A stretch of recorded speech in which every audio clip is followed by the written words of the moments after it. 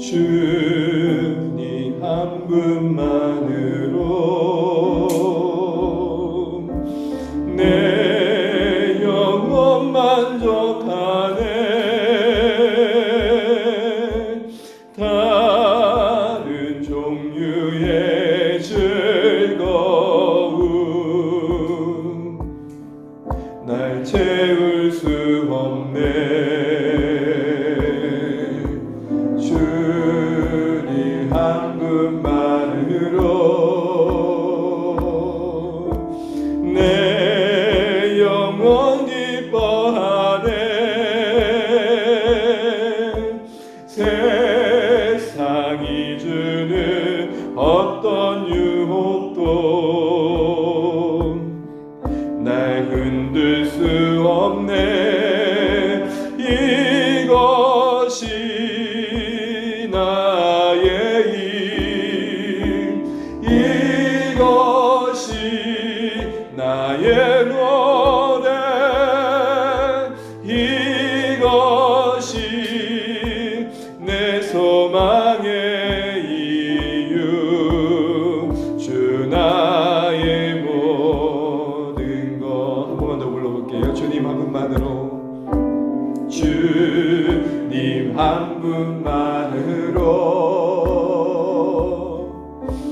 내 영혼 만족하네.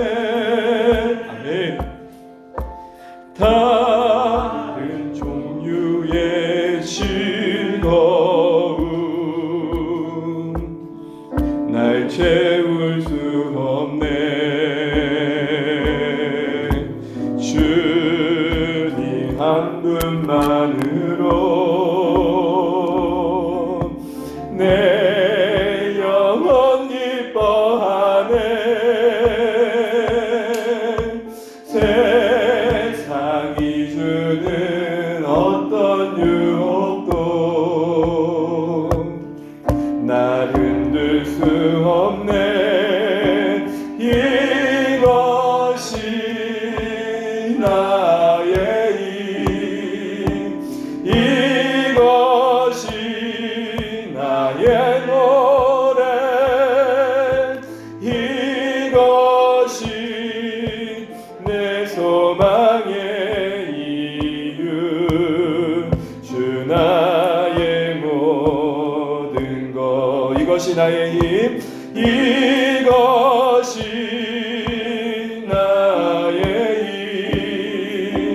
힘, 이것이 나의 노래, 이것이 내 소망의 이유. 주 나의 모든 것. 사랑하는 성도 여러분, 주님이 모든 것 떼어진 인생을 그 무엇이 흔들 수 있을까 생각해 보게 됩니다. 하나님이 우리 전부가 되어주시고 그 하나님 우리를 책임져 주신다는 사실에 인생을 건 신자들에게 무엇이 두려움이 될까 생각해 보게 됩니다. 이 시간 다시 한번 고백하면 좋겠습니다. 주의 말씀 듣고 기도할 때 하나님, 단순히 하나님께 뭔가를 얻는 시간이 아니라 하나님 그분 당신이, 주님 당신이 나에게 전부 되어지는 고백 회복되게 하여 주옵소서. 이 고백을 다시 한번 회복하고 삶의 자리로 나아가는 우리 되었으면 좋겠습니다. 다시 한번 우리 마음을 위해서, 듣는 말씀 앞에 순종을 위해서, 이 기도의 시간에 성령께서 우리 간구를 도우시기 위해서 다시 한번 기도하고 하나님 말씀 듣겠습니다. 기도하겠습니다. 하나님 아버지, 은혜를 감사합니다. 이 시간 주님의 음성 듣기 위해 나왔습니다. 하나님 말씀 앞에 우리 신중을 다시 한번 돌아보게 도와주시고 주님이 우리 모든 것 되어주실 때 누릴 수 있는 인생의 기쁨과 넉넉함과 하나님 그 의연함이 우리 가운데 회복되길 소원합니다. 죽으나 사나 우리가 주의 것이 우리네요. 감사합니다. 죽음은 죽음대로, 삶을 삶대로 우리 각자 하나님과 함께함으로 인해 같이 있음을 고백하오니 다시 한번 우리의 모든 것 되어신 하나님, 우리를 인생을 책임져 주시고 또 하나님, 우리가 하나님께 달려있다는 이 진리 앞에 우리의 삶을 걸며 살아갈 수 있는 우리 사랑하는 성도님들에게 하여 주옵소서. 그늘길 때가 있고 무너질 때가 있고 넘어질 때 있지만 우리 인생 부둥켜 안고 끝까지 저 천국까지 책임져 주시는 하나님 때문에 승리하는 우리가 되게 하여 주시고 부활의 생명을 우리가 다시 한번 격려하여 주옵소서. 죽음을 이긴 자로서의 하나님 당당함과 용기가 회복되게 하여 주옵소서. 인생이 영원하 우리가 하나님 인생 앞에 담당할 수 있는 하나님 그 죽음의 세력 앞에 용기 낼 수 있는 은혜가 있게 하여 주옵소서. 감사합니다. 이 모든 말씀 우리 주 예수님의 이름으로 기도합니다. 아멘. 함께 보신 말씀 계속해서 시편입니다. 시편 16편입니다. 우리 함께 읽겠습니다. 시편 16편입니다. 우리 함께 16편 교독하겠습니다. 제가 먼저 읽겠습니다.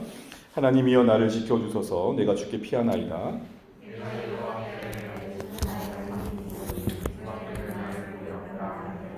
땅에 있는 성도들은 존귀한 자들이니 나의 모든 즐거움이 그들에게 있도다.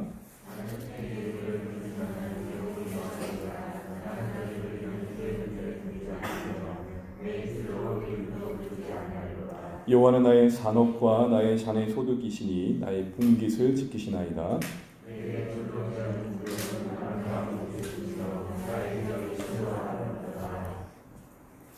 나를 훈계하신 여호와를 송축할지라 밤마다 내 양심이 나를 교훈하도다.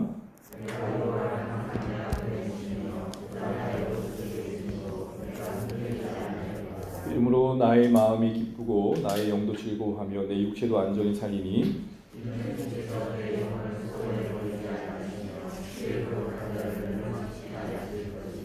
다시 읽습니다.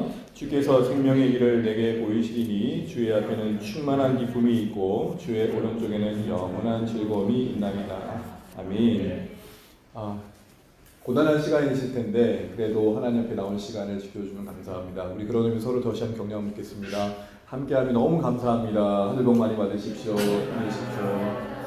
네, 감사합니다. 오늘의 말씀을 가지고 또 함께 기도의 제목들 삼은 것들을 살펴보면 좋겠는데요.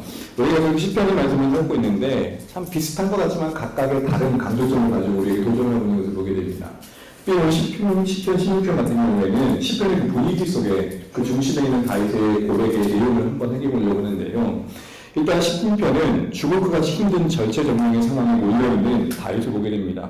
목사님 어디에 그런 내용이 있나요? 사실은 구체적으로 나와 있지 않지만 시편의 문학이 읽어갈 때 중요한 것은 그 분위기를 가늠할 수 있는 주요 단어들이거든요. 특별히 여러분 9절부터 11절 쭉 보시게 되면 10절에 이런 표현이었죠. 내 영혼을 수월해버리지 아니하시며. 수월이란 말이 뭐죠? 지옥입니다. 지옥과 같은 고통을 지금 다윗이 경험하고 있는 형편 속에서 이 찬양이, 이 노래가 터져 나왔다라는 것을 우리가 볼 수 있는 것이죠. 먼저 설명할 수는 없지만 그 다윗 자신을 죽음의 상황까지 몰아갈 수밖에 없는 그 압박감이 지금 다윗에게는 처해져 있는 상황이었던 것입니다. 그런데 그런 상황 속에 다윗은 자신의 인생을 살펴볼 때 늘 함께 하신, 오른쪽에도 계셨고 왼쪽에도 계셨고 늘 함께 하셨던 하나님이 오직 그 하나님이 유일한 주 되심을 고백하면서 의연하게 하나님의 도우심을 바라보고 있는 다윗을 보여주고 있는 것입니다. 여러분 보통 절체절명의 위기 상황에 사람들이 처하게 되면은 소위 그런 말을 하잖아요.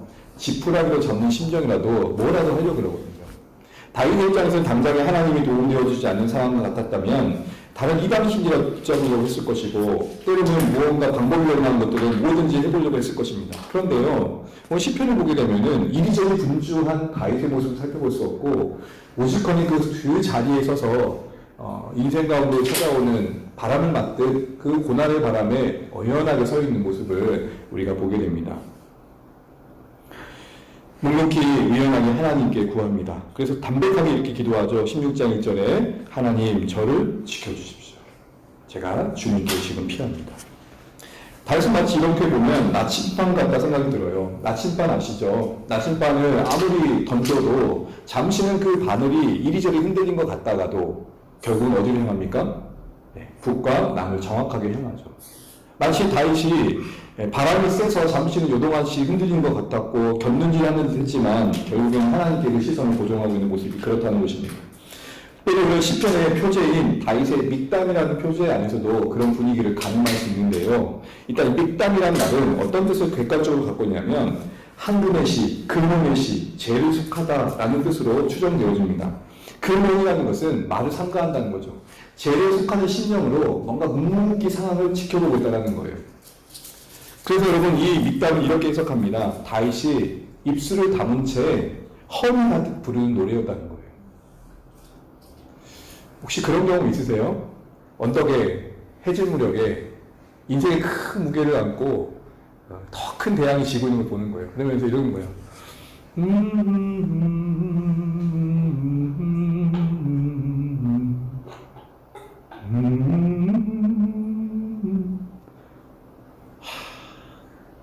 갑자기 설교를 못할 것 같은데 딱 mik담이 그런 느낌인 거예요. 고난 앞에서 이리저리 막 방황하면서 어찌할 거 하고 안절부절 하지 못하는 다윗이 아니라 그 소울 같은 압박감 속에서도 허밍하듯 부르짖기만 한데도 그냥 허밍하듯 묵묵히 크신 하나님이 묵상되어지고 고백되어지고 그런 분위기인 거예요. 여러분, 우리에게는 이런 의연함이 있는지 한번 돌아보면 좋겠습니다. 저조차도 사실은 상황이 다급하면 어쩔 줄 몰라는 모습을 저도 보게 됩니다. 그러면서 오늘 본문을 보면서 많이 반성이 됐어요. 어떤 두 사람이 길을 걷다가 갑자기 비가 오는 거예요. 그래서 비를 피하려고 잠시 지붕 아래에 있는데 이게 그칠 줄 모르는 거예요. 성질 급한 친구가 도대체 끝날지 모른다. 이 비는 그칠 줄 몰라. 어떡하지? 라고 이제 조바심을 내는 거예요. 이렇게 비가 그치지 않으면 어떡하지? 계속되는 비에 끝나지 않을 것 같다는 말을 한 거예요. 옆에 있던 차분한 친구가 그 친구를 응시하면서 이렇게 건넵니다. 건네는 말이 이렇습니다. 너 지금까지 살아보면서 그치지 않은 비를 본 적이 있니? 여러분 질문해 볼게요. 그치지 않는 비를 본 적이 있으십니까? 오늘 다윗이 그치지 않는 비가 없었던 것을 알았듯 지금 묵묵하게 하나님 앞에서 자신의 인생이 주어진 상황을 맞이하고 있는 것을 보게 됩니다. 그래서 주님께 피합니다는 고백을 하는 것이죠. 그런데 이런 우연한 그 신앙의 하나님 앞에 내어 맡김의 중심에 있는 고백이 무엇인가 봤더니 2절에서 보게 됩니다. 우리 2절 한번 읽어볼게요. 2절입니다. 시작. 내가 여호와께 아뢰되 주는 나의 주님이시오니 주밖에는 나의 복이 없다 하였나이다. 아멘. 주밖에는 나의 복이 없습니다. 세 번째는 이렇게 되어 있더라고요. 나더러 주님에 대해 누군가 뭔가 말하라고 한다면 하나님은 나의 주님을 떠나서 내게 행복이 없습니다. 하겠습니다. 라고 되어 있습니다. 지금 그러기에 주밖에는 나의 복이 없다. 이 말은 지금 다윗에게 있어서는 이런 신앙의 고백을 담고 있는 것입니다. 하나님, 내 인생 하나님께 달려 있습니다. 나의 삶과 죽음, 이 모든 게 하나님께 달려 있습니다. 또한 내 인생에 하나님이 계시지 않다면 저는 없는 것과 다를 바 아닙니다. 당신이 계심으로 내가 있음을 내가 고백합니다. 라고 얘기하는 것입니다. 내가 아무리 살고자 바둥바둥 돼도 하나님 허락치 않으시면 끝날 수밖에 없는 인생이고 내가 죽을 듯 고생해도 결국 끝자락이 죽음인 듯 해도 결국 살리시면 살게 되는 게 인생입니다. 이런 담대한 고백을 지금 담아내고 있는 것입니다. 오늘 다윗에게 하나님의 위치가 상대적이지 않아요. 누구보다 더 괜찮은 신, 그나마 나은 신의 개념이 아니라 비교 우위예요. 그 무엇도 비교할 수 없는 절대적으로서 하나님이 고백되어지고 있는 것을 우리는 보게 됩니다. 다른 말을 말한다면 하나님이 대신할 게 그 세상에 어디 있겠습니까? 이런 의미에서 우리는 우리의 믿음을 다시 한번 고백을 점검해 볼 필요가 있겠다 싶습니다. 우리가 보통 하나님을 믿는다 그러잖아요. 이 하나님을 믿는다와 동의어가 뭔 것 같아요? 오늘 본문에 비춰본다면 그것은 이런 고백인 것입니다. 하나님을 믿는다와 같은 말은 하나님만 믿습니다. 일본에서 선교하신 분들의 애로사항이 그렇다는 것을 들은 적이 있습니다. 일본 단기선교 갔을 때 복음에 어느 정도 호의적인 사람들 종종 많이 만난대요. 예수에 대해서 믿으시겠습니까? 그럼 믿는데요. 근데 문제는 뭐냐면 결국 들어가 보면 예수님이 101번째 신이라는 거죠. 그러니까 믿긴 믿는데 100개의 신을 모시고 있는 중에 더해진 하나의 신 정도로 예수가 여겨지더라는 것입니다. 그러니 언제나 버릴 수 있는 카드가 되는 것이죠. 사랑하는 성도 여러분, 우리에게는 하나님이 그 무엇도 대신할 수 없는 절대적인 신앙의 고백의 대상 되시기를 축복합니다. 하나님 계시지 않으면 내가 없다. 내가 하나님으로 말미암아 존재하고 하나님으로 말미암아 살아가는 인생입니다. 이 고백을 뺏기지 않으시기 바랍니다. 그런 의문이 드는 거예요. 그럼 다윗은 도대체 이런 고백을 어떻게 지켜갈 수 있었는가? 우리는 그런 고백이 없다 할 수 없을 것입니다. 그런데 현실 속에서 그런 고백을 뺏길 때가 참 많다는 거죠. 눈앞에 보이는 게 더 커 보일 때가 많아요. 하나님보다는 내 인생의 짐이 더 커 보일 때가 참 많습니다. 왜죠? 사실 체감되어지는 건 보통이지 하나님 그분이 더 크게 느껴지는 건 아니거든요. 오늘 다윗이 그 고백을 지켜갈 수 있던 이유를 3절에서 한번 찾게 됩니다. 우리 3절 한번 읽어보겠습니다. 시작. 땅에 있는 성도들은 존귀한 자들이니 나의 모든 즐거움이 그들에게 있도다. 아멘. 성도들이 존귀하다 말하고 있고 성도들이 즐거움의 대상이 되고 있다고 이야기하고 있는 것을 보게 됩니다. 여러분 문맥을 보세요. 하나님만이 나의 복입니다. 주님 외에는 나의 복이 없습니다는 고백이 왜 갑자기 이런 이야기를 할까요? 물론 하나님을 기뻐하기에 하나님을 믿는 주의 백성을 사랑하는 건 당연스러운 결과일 것입니다. 그러나 한 번 더 생각해 볼 것은 결국 그 위기의 순간을 순간순간 지날 때마다 하나님과는 절대적인 신앙의 고백을 붙들어낼 수 있었던 것은 공동체가 있었기 때문이다, 이런 얘기를 하는 것입니다. 그만큼의 위기의 시간을 지날 때마다 공동체가 힘이 되어져서 자신의 하나님을 향한 신앙의 고백을 지킬 수 있는 든든한 울타리가 되었다, 이 얘기를 지금 하고자 하는 것입니다. 사랑하는 성도 여러분, 교회 안에 우리가 함께해야 할 이유가 무엇입니까? 싫어도 우리의 몸을 이곳에 두어야 할 이유가 무엇입니까?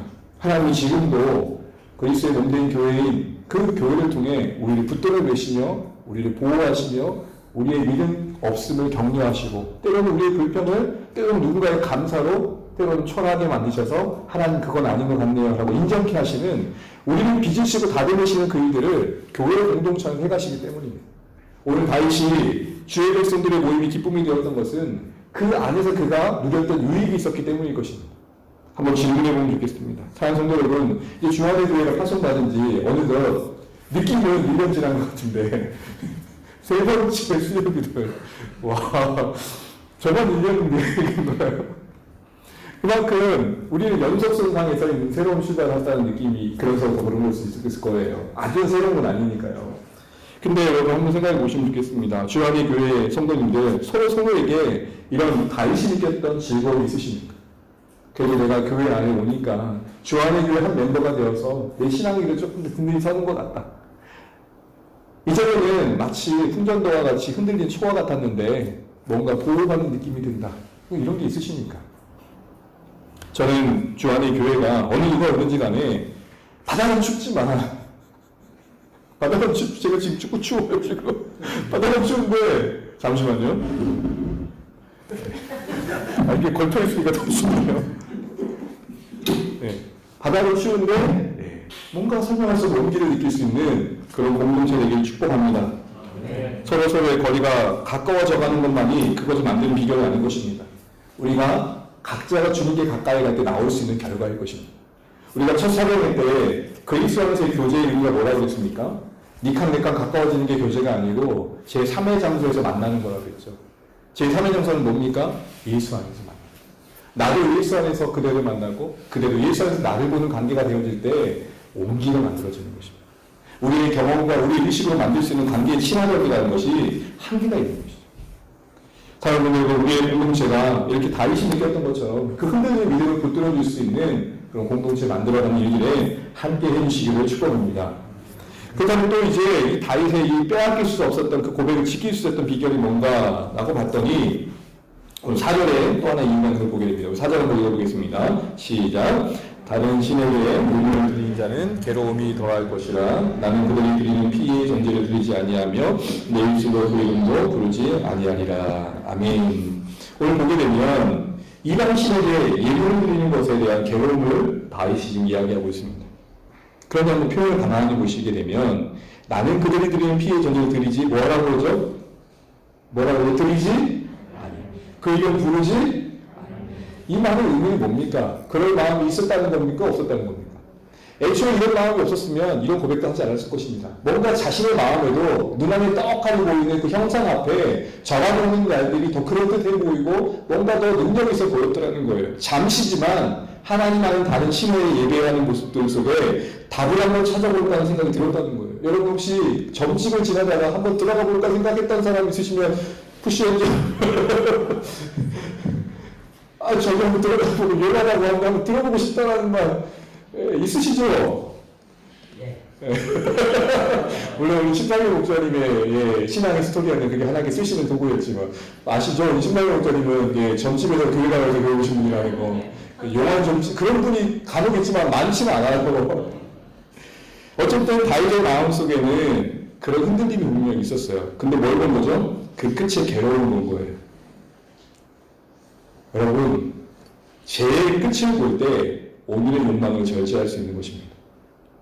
우리가 자꾸 눈앞이 커 보이는 이유가 뭐죠? 그게 당장 이익되어지는 이유가 뭐죠? 그걸 먹고 난 뒤에 끝을 생각하지 못하는 거예요.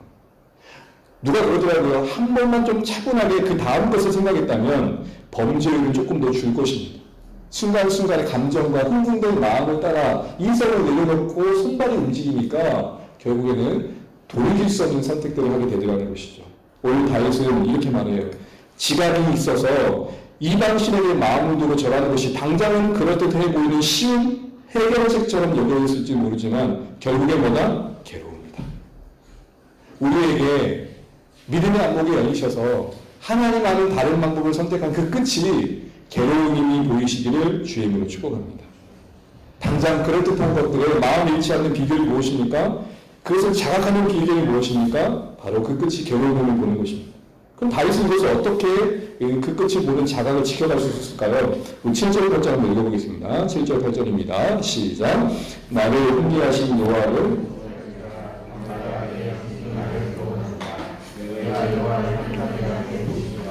그가 나의 오른쪽에 계심으로 내가 흔들리지 아니하리로다. 오늘 7절 보게 되면 다윗이 그 이방신들에게 마음을 주는 것이 결코 괴로움임을 무엇을 통해 늘 교훈받았습니까? 하나님으로부터 밤마다 양심의 교육을 받는 시간이 있었어요. 그러니까 하나님의 말씀으로 그 마음을 늘 찾아와 주셔서 다윗아 하면서 하나님 말씀 앞에 그 양심이 날마다 그 지각이 다듬어져 갔기 때문에 오늘 이 그릇된 방향으로 갈 수 있는 것에 대한 분별력을 잃지 않을 수 있었다는 것입니다. 더 나아가 이렇게 밤마다 자신을 교훈하시는 하나님을 만났던 비결이 무엇인가 봤더니 다윗 스스로도 적극적으로 하나님 앞에 자신을 세웠던 것을 보게 됩니다. 보세요. 내가 여호와를 항상 뭐 앞에 보시며 내 앞에 보시. 질문 한번 해볼게요. 하나님이 우리 임의대로 움직일 수 있는 분입니까? 하나님 여기 오세요라고 하실 수 있는 분입니까? 다윗이 그렇게 얘기를 하고 있는 거잖아요. 그 말이 아니고 하나님의 임의로 움직일 수 있는 대상이 아님에도 불구하고 하나님이 내 앞에 모신다 이 말은 적극적으로 자기 자신을 하나님 앞에 세웠다는 것을 강조하는 것입니다. 마치 하나님을 내 앞에 두듯 늘 언제나 저는 제 자신을 하나님 앞에 두려고 했습니다 라는 강조의 표현을 하고 있는 것입니다. 그렇습니다. 다윗은 말씀 앞에서 늘 교훈받고 훈계받는 중에 그 지각이 깨어 무엇보다도 분별을 가지고 오늘 그 하나님에 대한 신앙의 고백을 지켜갈 수 있었음을 보게 됩니다. 사랑하는 성도 여러분, 공동체가 우리를 붙들어준 것도 있지만 말씀이 우리를 붙들어주는 것입니다. 한번 시험 한번 해보세요. 일주일 내내 성경 한 책 한 번도 안 보고 말씀 한 번도 안 들어보고 살아보세요. 어떤 결과가 나타나는지. 우리 양심이 그래도 깨어 있어서 죄를 죄로 분별할 줄 알고 죄의 그 끝에 괴로움을 볼 줄 아는 감각은 밤마다 우리를 교훈하시는 하나님과의 만남이고 그 하나님 앞에 자신을 세우는 정직한 성찰일 것입니다. 여러분, 우리의 밤은 잠시라도 하나님의 말씀 앞에서 우리 삶을 돌아보는 시간 되셨으면 좋겠습니다. 아이고야! 바로 잠드는 게 아니라 하나님 우리의 오늘 제가 하나님 뜻 앞에서 어떠했는지를 돌아봅니다. 하나의 방법을 얘기 드린다면 유튜브에 올라오는 아침 새벽 말씀을 다시 한번 들어보십시오. 그러다 한번 듣다 보면 그래 오늘 내가 이걸 좀 놓쳤구나 라는 생각들을 하시게 될 겁니다. 그런 하루하루가 쌓여서 우리의 영적 지각력을 지켜갈 수 있는 것이죠. 사랑하는 성도 여러분, 지금 오늘 다윗이 그 중심에 하나님의 절대적인 신앙의 고백에 그 신앙의 순수함을 지킬 수 있었던 것을 살펴봤습니다. 그 첫 번째는 뭐였죠? 공동체 안에서 누린 유익이 있었고, 또한 말씀 앞에 자신을 적극적으로 세워서 밤마다 자신의 양심을 교훈하시는 하나님 앞에서의 머금이 있었습니다. 그럼 여러분, 이런 축복을 이런 하나님의 신앙의 고백을 지켜가면 누리던 유익이 무엇입니까? 간단하게 두 가지만 살펴보고 말씀 맺겠습니다. 우리 6절입니다. 6절 함께 읽겠습니다. 시작. 내게 줄로 채워진 구역은 아름다운 곳에 있으며 나의 기업이 실로 아름답도다. 아멘. 여러분, 지금 다윗은 자신에게 허락하신 구역, 기업, 이것은 구약 당시에 이스라엘 백성이 땅을 말하는 거죠. 자기가 허락된 그 땅에 대해서 어떤 평가를 하고 있습니까? 한 절에 두 번이나 나오죠. 뭐라고 그래요? 아름답도다. 아름답도다. 여러분, 주밖에 나의 복이 없습니다. 주님께 내 인생이 달려있습니다. 주님이 내 인생을 책임져 주십니다. 이 신앙의 고백을 지켜간 인생들이 현실 속에서 누릴 수 있는 유익한 하나는 무엇입니까? 오늘의 부유함을 누린다는 것입니다. 많이 가졌기 때문에 부유한 게 아니고요. 누리기에 부유한 거죠. 비록 별거 없지만 하루하루 하나님 비춰주는 햇살 안에서 감사로 바라볼 때 아름답게 비춰지는 그 삶을 누릴 수 있는 것이죠. 사랑하는 성도 여러분, 우리 한번 질문해보면 좋겠습니다. 우리 안에 하나님만으로 만족하지 못할 때 어떤 결핍이 일어나던가요? 그것을 치르기 위한 우리 인간의 선택들은 무엇이던가요?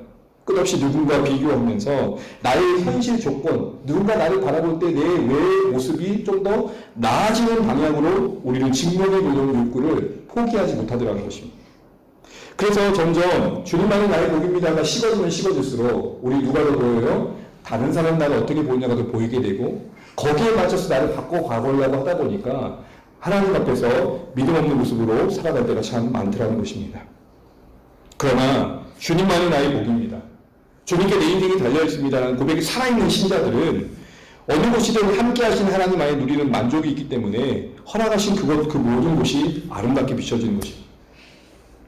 아름다운 곳에 있어서 아름다운 게 아니고 어디에 있든지 하나님 때문에 아름다워 보이는 것입니다. 굴곡이 아니어도 초가 상단이라도 하나님과 함께함으로 그것이 천국이 되는 기쁨을 누린다는 것입니다. 이런 질문 한번 해보면 좋겠습니다. 사랑하는 성도 여러분, 내설거는 우리 인생이지만 여러분 우리 인생을 아름답게 보고 계십니까? 아침에 여러분 삶을 보면서 그래도 귀하다, 소중하다, 격려하는 마음이 웅콩 밀고 일어나십니까?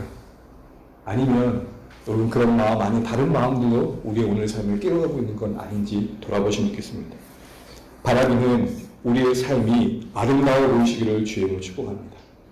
하나님이 나와 함께하고 계시고 하나님 내 인생에 책임져 주는 사실 안에서 허락하신 이 삶도 사용하신다는 진리 안에서 나의 생각 그 이상으로 우리 인생을 통해 일해 가신다는 그 진리 안에서 하나님이 나의 복이 되어주신다는 사실 안에서 버리고 싶은 나의 삶의 한 조각도 끌어안고 아름답게 갖고 갈 수 있는 실력이 우리 가운데 회복되면 좋겠습니다.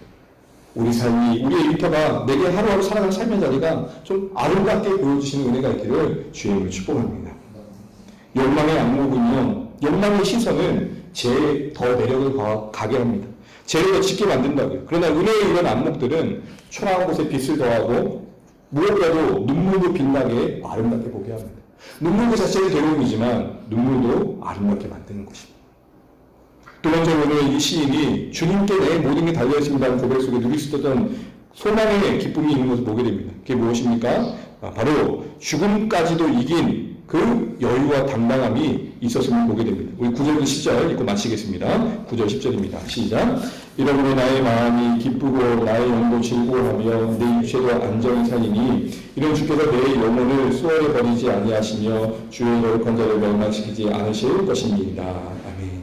오늘 다윗의 의연한 그 중심에 내 모든 것 주님께 달려있습니다라는 고백이 있었고 그것은 현실 세계 안에서만 붙들었던 말씀이 아니라 혹 내 생명 거두한다 할지라도 그 위에 나의 죽음 이후의 생명도 수까지도 가서도 나를 버리지 않으시는 하나님의 붙드심 속에 내 인생이 있습니다는 고백이 만든 의연함이었던 것입니다. 이대로 혹 죽음으로 내 삶이 삼키움 당한다 할지라도 내가 눈을 떠 보게 될 것은 하나님 계신 천국입니다. 이 고백을 뺏기지 않았기 때문에 누릴 수 있었던 소망의 기쁨이 있었다는 것입니다. 사랑하는 여러분, 사람들이 제일 두려워하는 게 무엇이죠? 죽음입니다. 그럼 여러분, 신자들은 부활의 약속 안에서 죽음 이긴 자로 부름받고 있다는 것입니다. 특별히 이 말씀, 이 시편의 이 구절은 그래서 베드로 사도가 예수님의 부활을 말하고 신자의 부활을 말할 때 인용합니다. 결국은 이 말씀을 보면서 우리는 예고되어진 부활의 예수님의 부활과 그 부활 안에 동참하게 된 신자의 영광스러움을 함께 보는 것이죠. 저도 그렇지만 우리 모두가 가장 두려운 이 죽음의 세력을 다시 한번 믿음의 눈으로 바라보시고 우리에게 수월에서도 붙드셔서 영원한 나라에까지 책임져 주실 하나님을 바라보시는 은혜의 안목이 회복되시기를 축복합니다. 죽게 내 인생이 달렸다는 고백을 갖고 있는 신자들이 어디까지 바라봅니까? 내 세, 이 생을 넘어 내 세까지 지금의 삶을 넘어 다음 생에까지 함께 바라보면서 삶을 살아가고 있는 것들을 보게 됩니다. 이런 고백을 하고 있는 신자들은 이렇게 고백합니다. 인생이여 와라. 고난이여 와라. 혹 그것이 나를 삼켜 나를 여기서 거두어간다 할지라도 내 죽음 너머의 인생까지 하나님이 책임져 주신다. 우리 사라지지 않는다. 멸망하지 않는다. 하나님 나를 끝까지 책임져 영광스러운 주님 품 안에 쉬게 할 것이다. 그러므로 사랑하는 여러분, 주님께 내 인생이 달렸다는 이 고백을 이 현실 세계를 넘어 우리 약속된 죽음 이후의 생애까지 누릴 수 있는 은혜가 있기를 바랍니다. 오늘의 안정뿐만 아니라 죽음 너머의 영원한 안정까지 책임져 주시는 하나님의 붙드심 안에 우리 인생이 있음을 기억하시고 그것이 오늘 다윗을 수월 같은 고통 속에서도 의연케 하였음을 기억하시면서 다시 한번 우리 신앙의 고백을 점검하시는 오늘의 말씀이시길 바랍니다. 이 고백 뺏기지 않게 필요한 두 가지를 기억하십시오. 공동체 안에 나를 두려워해 쓰십시오. 그리고 공동체 안에 있을 때 우리 믿음이 조금 더 날카로워지는 것입니다. 또한 말씀에 머무는 시간들을 많이 가져가십시오.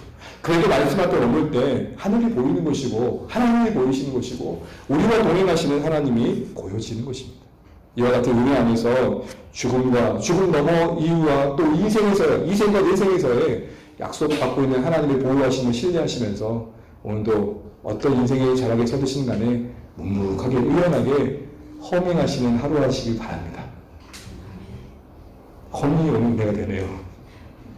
네. 적은 해 인생이 사라진 그 순간에도 허밍하면서 맞이하는 고난을 맞이하는 그 의연함. 연연하지 마시고 의연한 우리 인생 되시기를 축복합니다.